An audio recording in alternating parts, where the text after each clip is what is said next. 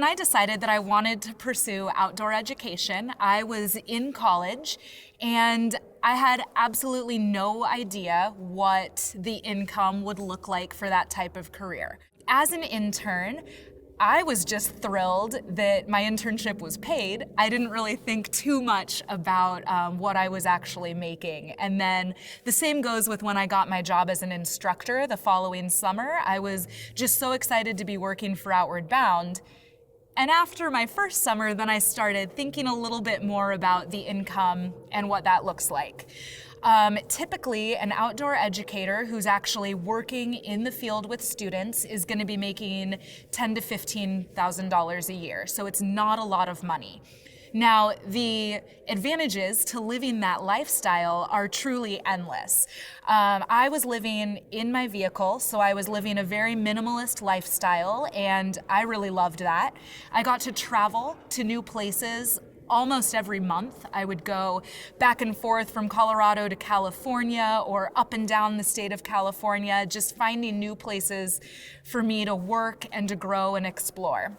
In my spare time between contracts of employment, I was able to find some really amazing places of the country to explore my passions like skiing and rock climbing. And I don't know of any other job that gives you that much mobility to be able to explore those types of things. If you can figure out seasonal employment to where you're on a regular schedule, it becomes a lot easier to live on that type of income. For example, I work for Outward Bound in the summers.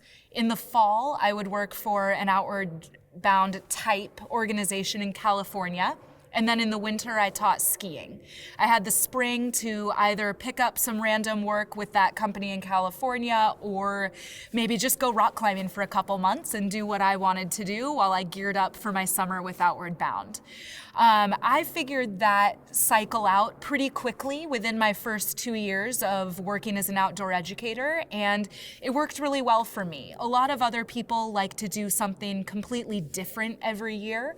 I know a lot of people that'll work all summer for Outward Bound, and then they'll go to South America for the entire normal school year and come back and work for Outward Bound again. So people spend that 10 to 15 grand in very, very different ways. If you're constantly working like I was and you're living that minimalist lifestyle, it actually is possible to save a little bit, to save up for those big trips. And in my mind, a big trip was more of camping in Joshua Tree for a month and just climbing every day. For other people, a big trip might be going to Thailand and climbing there. So it really is what you make of it.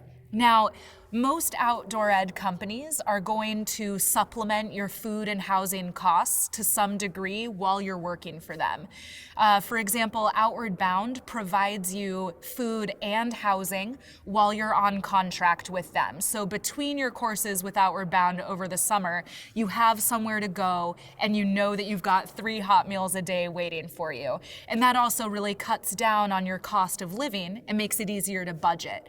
For most people coming right out of college into an outdoor education type of career, their main expenses would be their cell phone bill, food, and gas to get to different places, a car payment if they have one, and student loans if you need to start paying those right away instead of deferring them.